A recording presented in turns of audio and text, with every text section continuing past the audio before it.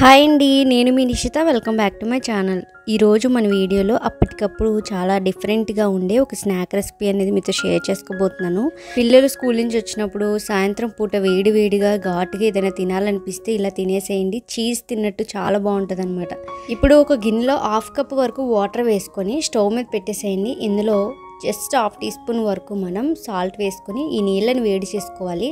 వేడైన తర్వాత దీనిలో 1 కప్ వరకు గోధుమ పిండి వేసేసి కలిపేసి పక్కన పెట్టేసేయండి. ఇలా చేయడం వల్ల మనం వేసుకునేవి చపాతీస్ అయినా పుల్కాలైనా కూడా చాలా సాఫ్ట్గా వస్తాయి అప్పటికప్పుడు. ఇప్పుడు పక్క స్టవ్ మీద నేను ఒక బంగాళదుంపల్ని కట్ చేసుకొని ఇలాగా మనం ఉడకపెట్టేసుకోవాలన్నమాట. ఈ ఉడికించుకున్న బంగాళదుంపల్ని తొక్క తీసేసి ఈ విధంగా స్మాష్ చేసుకోండి. ఇప్పుడు మరొక బాండి పెట్టుకొని దానిలో 2 టేబుల్ స్పూన్ల వరకు ఆయిల్ వేసుకొని చిటికెడు వాము వేసుకోండి. తర్వాత కట్ చేసి పెట్టుకున్న ఉల్లిపాయ ముక్కలు పచ్చిమిర్చిని వేసేసుకోవాలి. తర్వాత మనం స్మాష్ చేసి పెట్టుకున్నాం కదా పొటాటో ముక్కల్ని కూడా వేసేసుకోండి. ఇలా వేసుకున్న తర్వాత 1/2 టీ స్పూన్ వరకు సాల్ట్, 1/2 టీ స్పూన్ వరకు పసుపు, అలాగే 1/2 టీ స్పూన్ గరం మసాలా వేసుకోండి. మీ దగ్గర చాట్ మసాలా ఉన్న కూడా వేసుకోవచ్చు, చాలా బాగుంటుంది.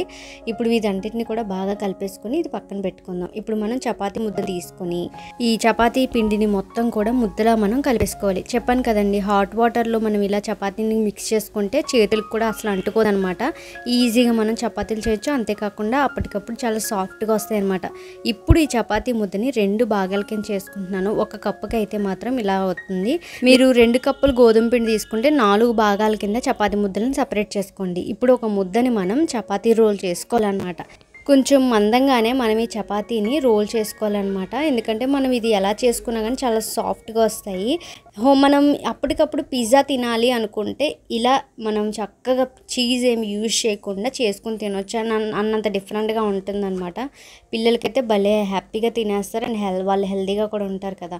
సో ఇప్పుడు మనం ఇలా చపాతీ చేసుకున్న తర్వాత మందంగా చేసుకుంటాం కాబట్టి ఎడ్జెట్స్ అనేవి అక్కడక్కడ మనకి క్లమ్స్లా వచ్చేస్తూ ఉంటాయి. వాటిని మనం చాలా డిస్టర్బెన్స్గా ఫీల్ అవుతాం తినేటప్పుడు. అండ్ సరిగ్గా ఉడక్క కడుపు నొప్పి వస్తుంది. అప్పుడు ఇలా ఒక ప్లేట్ తీసుకొని రౌండ్గా మీరు సర్క్యులేట్ చేయొచ్చు అనమాట. చపాతీ చూడండి రౌండ్గా వచ్చేసింది. ఇంక అడ్జస్ట్ అలాంటి మందంగా ఉండవు. ఇలా వచ్చిన తర్వాత మనం ఇందాక తయారు చేసి పెట్టుకున్నాం కదా బంగాళదుంప మిక్చర్ మొత్తం కూడా అంటే ఇందులో వేసేసుకొని మనం వీడియోలో చూపిస్తున్న విధంగా ఫోల్డ్ చేసుకొని పాన్ మీద పెట్టుకొని ఆయిల్ తక్కువ వేసుకొని కాల్ చేసుకోవడమే.